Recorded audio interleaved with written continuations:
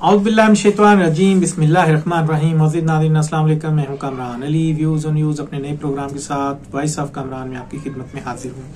अजीज दोस्तों, आज जो मैं प्रोग्राम आपके लिए लेकर आया हूं, सुप्रीम कोर्ट में जो अभी हाल ही में एक फैसला हुआ है जस्टिस काजी फाइज ईसा के हवाले से, ये खबर जो है ज़ुबान ज़द-ए-आम हो चुकी है कि उन्होंने शायद कोई मुतनाज़ा फैसला दे दिया है जिसकी वजह से पूरे मुल्क में बेचैनी की फ़ज़ा कायम है।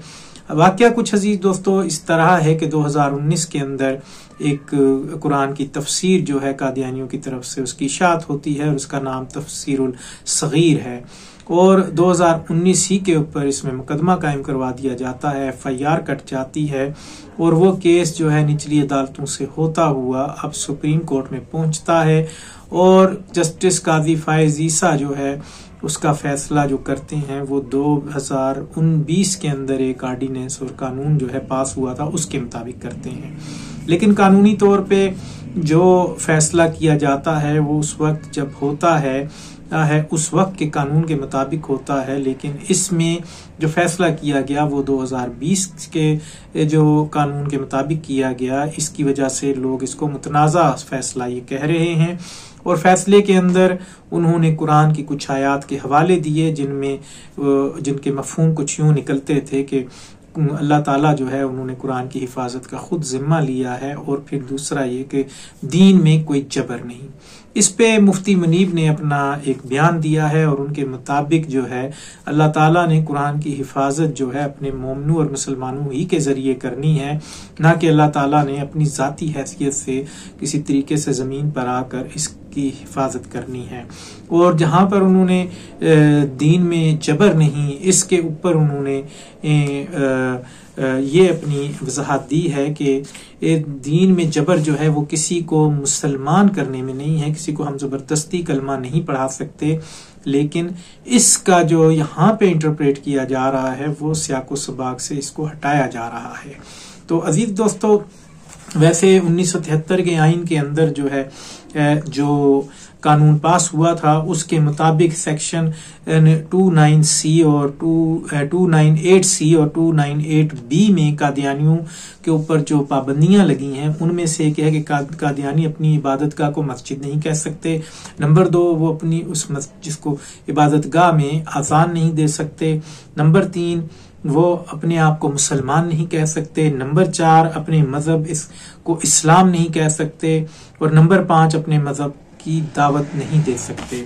तो इसमें अजीज दोस्तों दावत के अंदर भी बहुत सारा एक हदूद व कयूद हैं कि दावत जो होती है तबलीग वो इशाअत के जरिए भी होती है, वो गुफ्तगू के जरिए भी होती है, वो सोशल मीडिया के जरिए भी होती है। तो इसमें तमाम चीजें जो हैं वो आ जाती हैं कि कादियानी वो ऐसा नहीं कर सकते। तो अजीज दोस्तों इसमें जो है ये एक तौहीन का पहलू समझा जा रहा है कि गोया के जस्टिस जो है काजी फाइज ईसा ने यहूदियों को कोई रिलीफ दिया है। तो इसके अंदर अजीज दोस्तों मुसलमानों के बुनियादी अकायद में से जो वो सबसे बड़ा अकीदा है वो नबी मेहरबान सल्लल्लाहु अलैहि वसल्लम को आखिरी नबी मानना है, और उसके बाद किसी भी सूरत में, चाहे वो अक्स की सूरत हो, चाहे वो जिस्मानी तौर पे हो, चाहे वो किसी भी अंदाज में हो, कोई नबी जो है वो नहीं आएंगे और नबूवत का सिलसिला बंद हो चुका है। और यही हमारा जो ईमान है वो इसी पर है। अब इसमें जो कादियानी जो मजहब है उन्होंने यकसर जो है वो खुद को एक फिरका नहीं शो किया, बल्कि वो खुद को एक मुसलमान ही कहते हुए एक पैरेलल एक कंफ्यूजन ऐसी पैदा की कि जिसके अंदर हमारी ईमान को जो है वो ठेस पहुंचती है। तो इसके अंदर जस्टिस काजी फाइज ईसा को चाहिए, और कुछ लोग जमात इस्लामी गालिबन उन्होंने ऐलान भी किया है कि वो रिव्यू पिटीशन में जाएंगे और इसमें काजी फाइज ईसा को चाहिए कि इस पर नजरसानी करें, क्योंकि वो उनके ईमान का भी हिस्सा है।